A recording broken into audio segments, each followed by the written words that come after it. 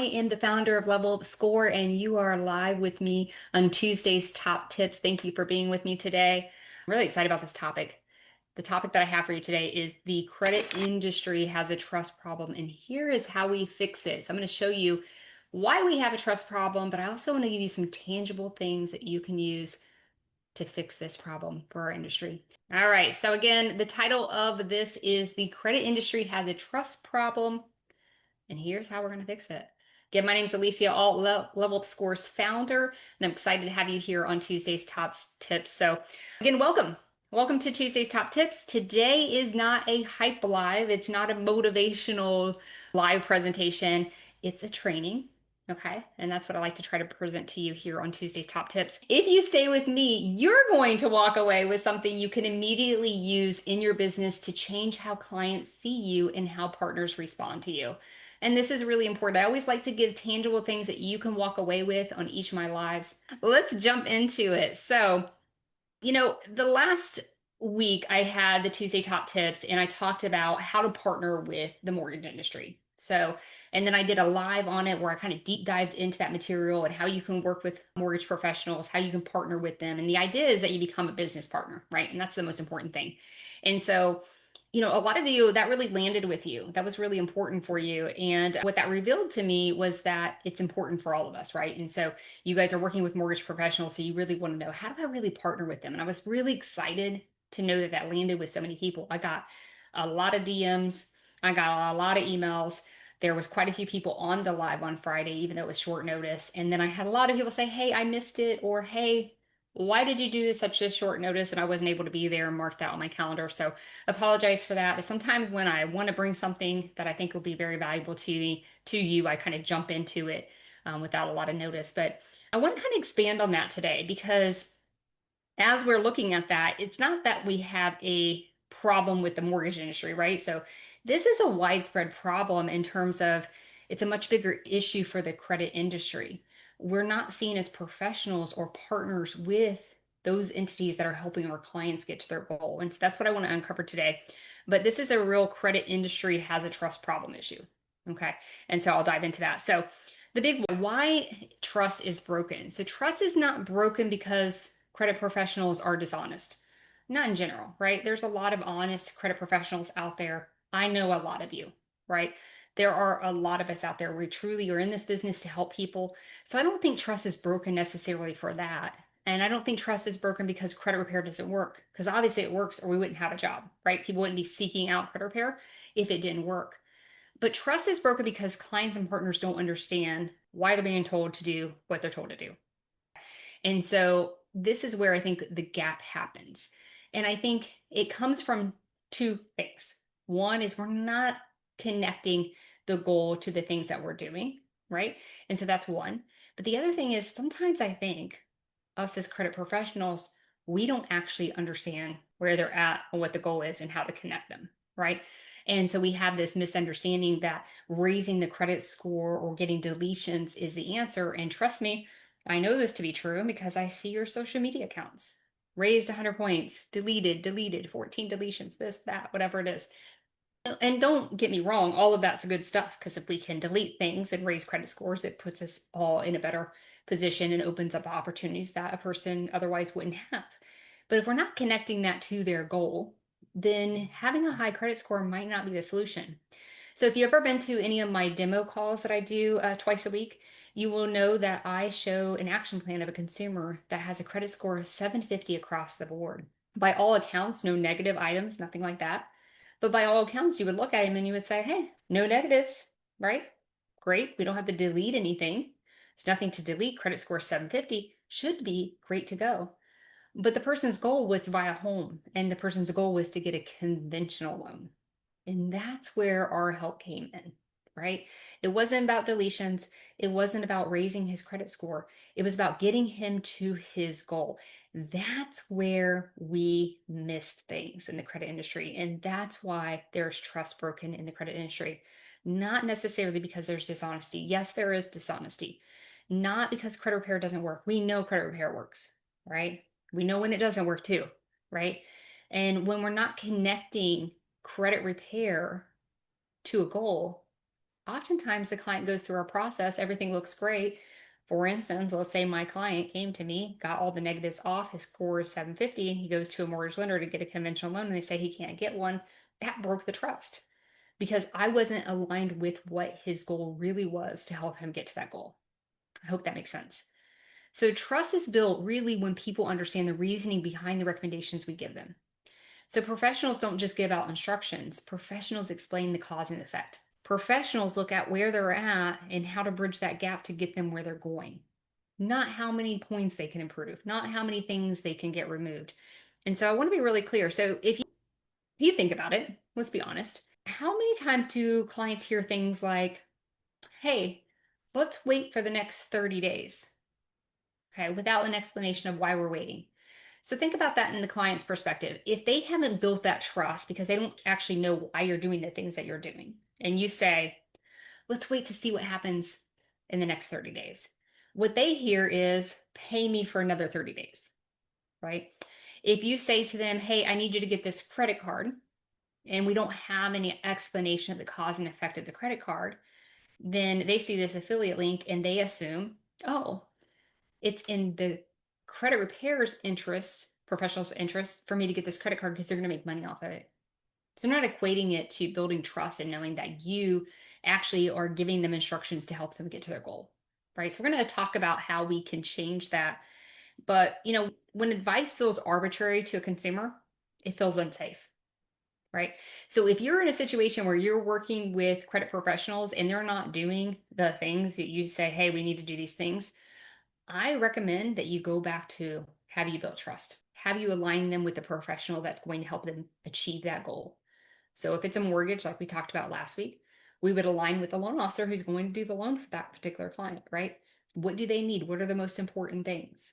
And stop doing the things we don't need to do, right? We'll talk more about that too. So we want to make sure that we connect the actions to the actual goal. Okay, so keep that in mind. We want to connect the actions to the actual goal.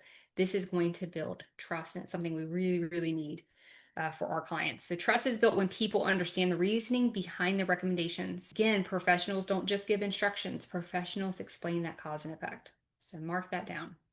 Okay, now there are two types of credit professionals out there in the world, in my opinion. One is the fixers, one is the professionals. So I'm going to give you an example between what is a fixer versus what is a professional, right? So, and this is where I think our industry quietly went off track, and maybe it started out this way. I'm not sure which one. Haven't been here the entire time in this industry, but I have been here for 23 years. And what I can tell you is we were trained, or we trained ourselves, to be fixers instead of professionals. And I don't know that we even realized we were doing that. I actually don't believe we realized we were doing that.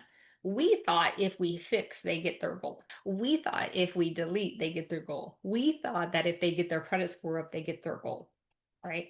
And so we actually became fixers. So to give you some examples of what I mean by a fixer would ask the question as they're looking at a credit report, they would ask, what can I remove? So if you're looking at a credit report and you start thinking, what can I remove? You probably are in that fixer mentality. But professionals do something different. Professionals ask, what outcome are we trying to achieve here? What outcome? What are we trying to achieve here? And then professionals really slow down at the beginning of a consultation so that they don't waste time later. But they slow down because they want to find out, what is the goal? What is the big why? And then they're going to connect with whatever professionals needed that's going to help go get them to that goal. So for instance, if we're talking about mortgage, someone's wanting to get a home loan, we want to connect that with the mortgage professional, right?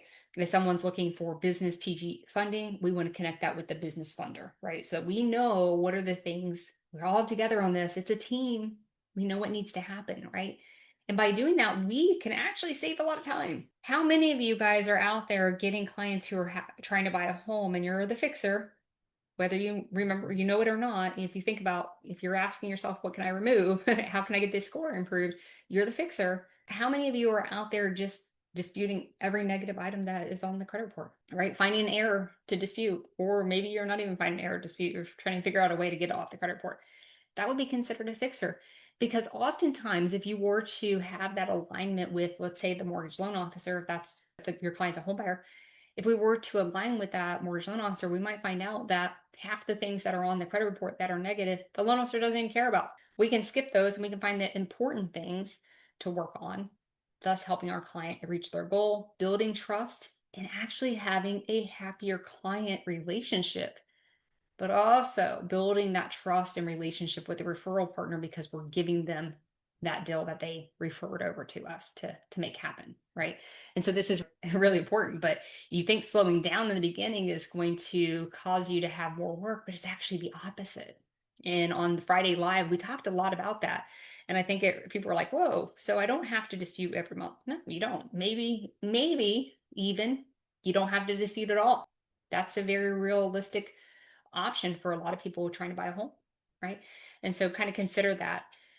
Couple things you can think about that I'd like to address. So fixers tend to apply the same steps to all people, right? So you come into a fixers organization, and I'm not down, don't get me wrong, I'm not calling out fixers. That's how we were trained, okay? Or how we trained ourselves. That's what we thought was right.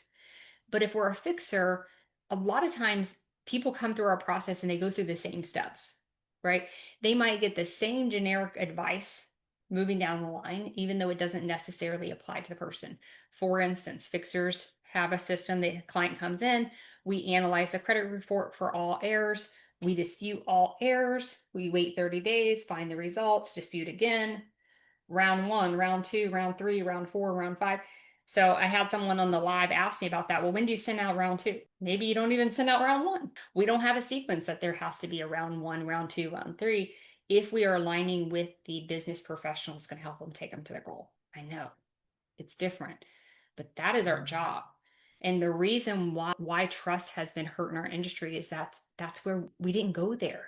We didn't go there. We became fixers. We decided that, telling the client, hey, I can get you 100 points so you can go buy the home was the solution to them buying the home when it wasn't. Or telling the client, hey, I'm going to work on removing all the negative things on your credit report.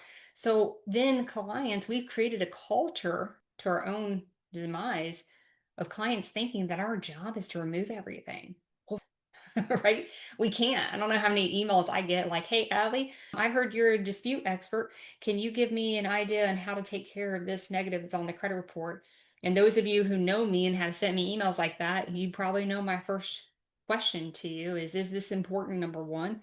Number two, is it factual or is it not factual? Is there another way we need to handle this? Is there a better way than just disputing? Right? And I shared on the live on Friday that we can dispute our minds out and never get something removed. But you know what we can end up doing in the long run? So not everything that we do should be done. But we've boxed in because maybe we were taught this is how you do it. You're going to do round one. And these are the things you're going to do in round one. And then you're going to do round two. And these are the things you're going to do. And everybody goes through the same process. And they're going to get this email that gives them all these credit building resources. Well, what if they don't need any of those? Right? And so keep in mind with LevelUp Score, a lot of you know this that are using LevelUp Score, we're creating tailored action plans that are developed for that client based on their credit profile and the goal that they're trying to achieve, right? It's so important. And so I just want to kind of harp on that. When clients feel that they're getting the same exact advice as everyone else gets, they don't feel understood. They don't feel safe. They don't feel like they can trust you, right? You're just doing it so you can make more money. You're just holding me on for another 30 days to make more money, right? Things like that. When people don't feel understood, they don't trust the process. And that's why you're chasing money. That's why you can't get them to do the things that you need them to do. But I can guarantee you, because I've done it for years, if you partner with their loan professional and you guys work as a team and it has become apparent that in the process something has to be removed or something has to be handled or something has to be settled or something has to be paid down or there needs to be a new credit card, I guarantee you when that is specifically geared to them for their goal, they will go out and do that thing. Okay. And here's the beauty of it. When you get them to their goal, I don't know, you might find something really easy that gets them to their goal. It doesn't mean they're going to leave you and you miss out on additional income. There's two things that are going to happen. I talked about this on live. Number one, they're going to stay with you because they're going to tighten it up and make it even better after they get their goal. And then number two, they're going to refer everybody they know to you. And their credit professional that you worked alongside of is going to do the same thing. So get them out your door as fast as you can. Put them in your graduation program. Keep a hold of them at all times. I think that might be my next live on Tuesday's top tips next week is how to keep people forever. And I'll talk to you about that graduation program. But do you understand how we can change from being fixers to professionals? If we can do that, we actually change this entire industry. We have professionals out there who are, I've seen social media posts like calling out the credit sweepers and things like that, the people who are doing dishonest work, right? Calling those people out. It doesn't really help the situation because we have to change the culture. And by changing how we change the culture is make ourselves credit professionals, not fixers. Change our language, change the way we do things. And by us doing that, it becomes a movement. And that's what LevelUp Score is trying to create is a movement to get what we call success bosses out there. And then once this new culture forms, we'll keep those fixers out of the business because they won't be needed. They won't be desired anymore. Okay. Because we'll change the narrative that it's not about how many things you get removed. It's not about how high the credit score gets. It's about getting to the goal. Okay. I hope that resonates with all of you because I hope to have every single one of you that are listening to this live be a success boss with us. Doesn't mean you have to be in LevelUp Score and do the action plans through LevelUp Score, but that you're taking on this role of being a professional, not a fixer. So let's talk about this whole niche idea. I talk about niches all the time, so I'm going to reframe it a little bit. And I call it the system knowledge builds trust. Why the system of knowledge builds trust? So professionalism requires understanding the entire system your client is trying to succeed in. So we talked about this last week on working with a mortgage professional. Not that we have to be a loan officer and know everything about what loan officers do, but that we have to understand the system. We have to partner with those professionals that are going to help our clients get through whatever they need to get through to get to their goal, right? So when we talk about home ownership, we're not looking at, just the credit part. There's a bigger equation to it, right? Like I told you before, my client that's got a 750 across the board. The bigger equation is, yes, he can get a loan, but he's going to have a higher interest rate. He's going to pay PMI. He wants a conventional financing. He is planning on putting 20% down. He doesn't want to pay PMI, right? Does that make sense? When you understand the system, you can stop guessing. And so, how can you understand the system if you haven't become an expert in the system? I talked about this last week, and especially on the live. If you need an attorney, you would definitely not go to an attorney that says, I'm attorney of all things. I don't think you can find that, but I'm attorney of all things. I do all things. No, you would seek an attorney that specializes in what you need, divorce, bankruptcy, whatever it is, because they became an expert in knowledge for that subject matter. It's really, really important. So doesn't it make sense that you should be as well? So if you came to me and I'm a borrower readiness professional, right? Partner with loan officers. I understand some of the things the loan officer needs to do. Maybe I'm interviewing the loan officer, understanding their processes, understanding what they need so that I can bring that back to the table when I'm helping the client get to those goals. It's very important, but you can't do that unless you niche down. So don't think though that niching down is going to limit yourself. I promise you it won't. When you niche down, it's going to open up the floodgates of referrals because everyone's going to know what you do and how you do it and that you know what you're doing. I talk about this a lot. When I was full on in the credit space, and of course, you guys know that I'm not anymore, but when I was known as the first time home buyer specialist. Now, this is very defined. It's not only defined, and you don't hear it in my name, but I'll tell you, it's not only defined in that my specialty is helping people get their very first home, but it's also defined in area because I worked with people who needed to get down payment assistance. So I knew all the down payment assistance programs in the area. I understood credit and how it related to getting a mortgage. I was a loan officer, so I could take them through that part of the process. I had relationships with a lot of real estate agents, so I can hand them off to the right real estate agent that met their needs in their area and such. Does that make sense? So I became very niched in this. And guess what? I made a lot more money than most people because everyone knew how to refer to me. And so I got a lot of referrals, right? And I'm going to be talking about this later this week, but at least 30% of your business should come from referrals.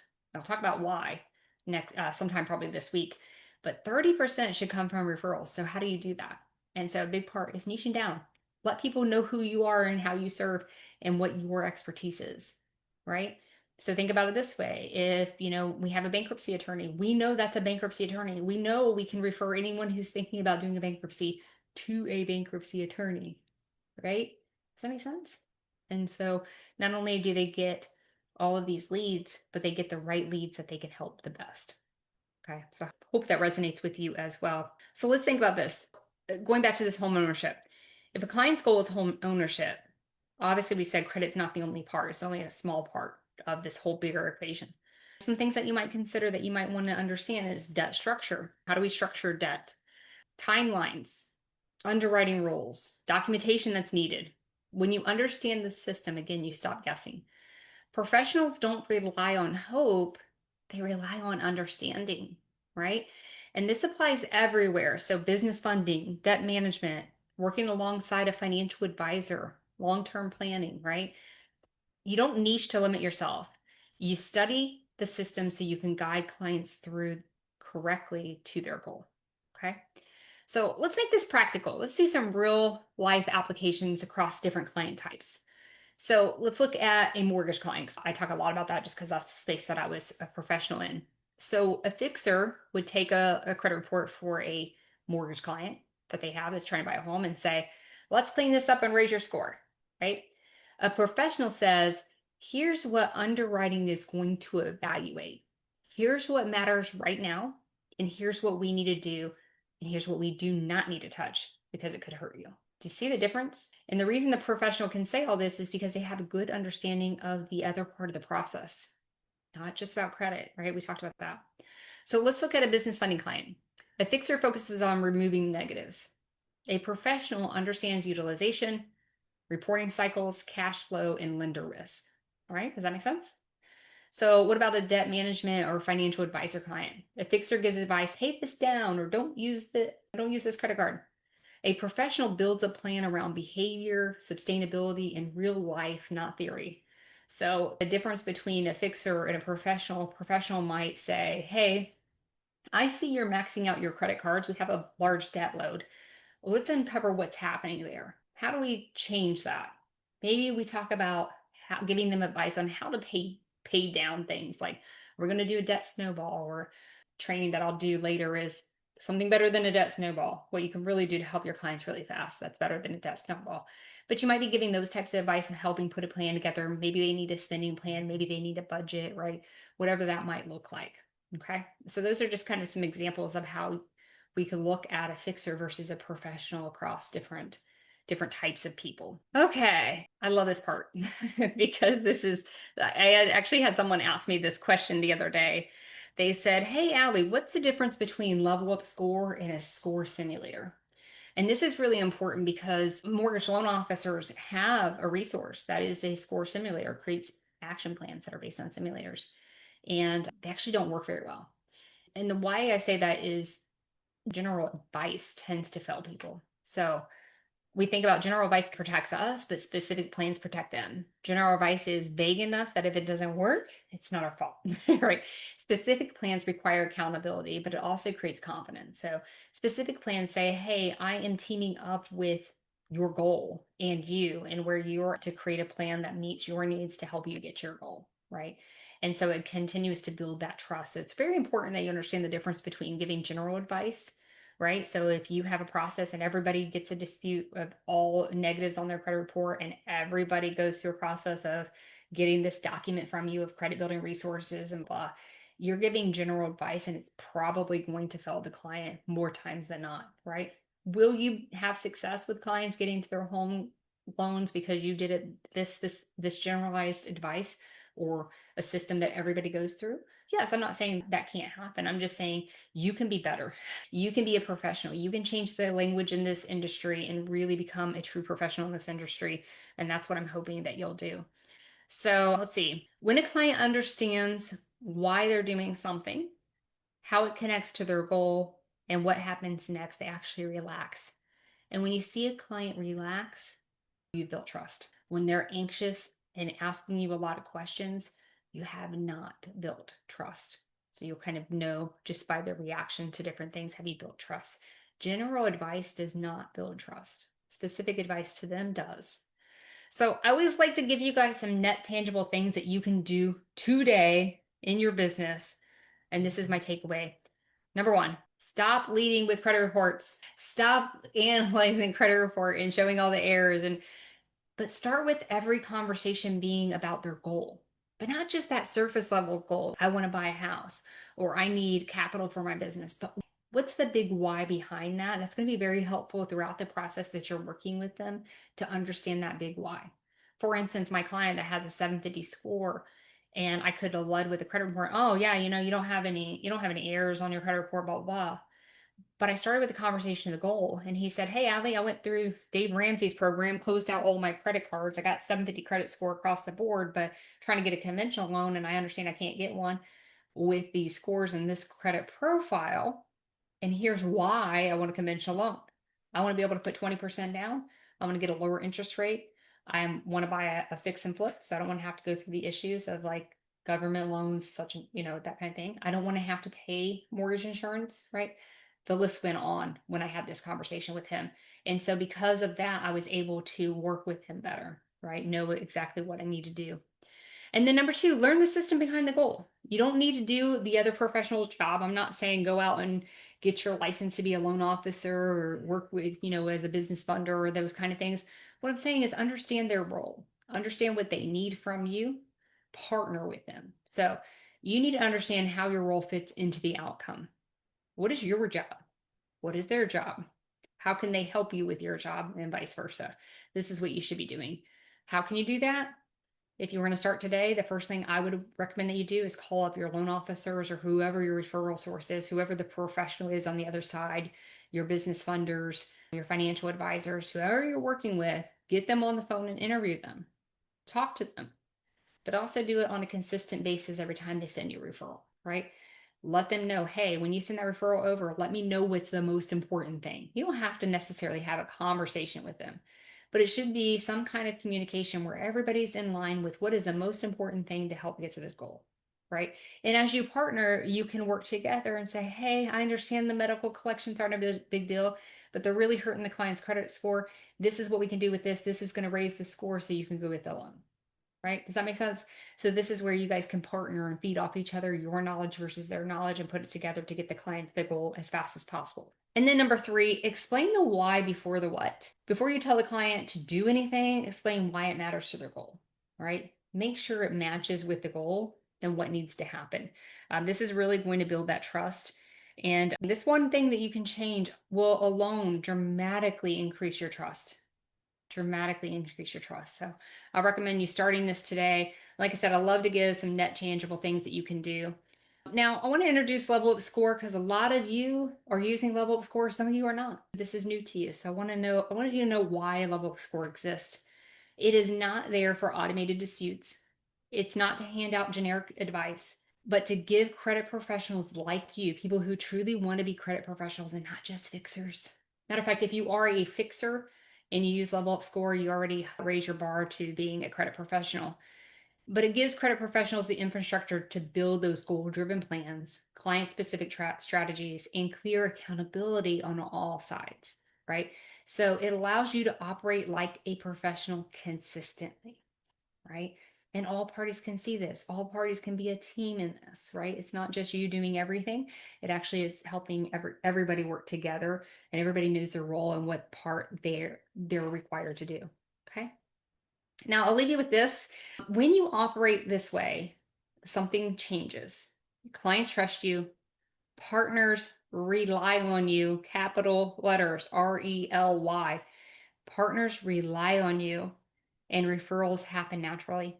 We call professionals who operate at this level as a credit professional, we call them success bosses here at LevelUp Score, not because of ego, but because they've raised the standards. So here's my invitation to you. If this training shifted how you think, don't ignore that. We need you. Start building plans around real goals, real systems, and real outcomes.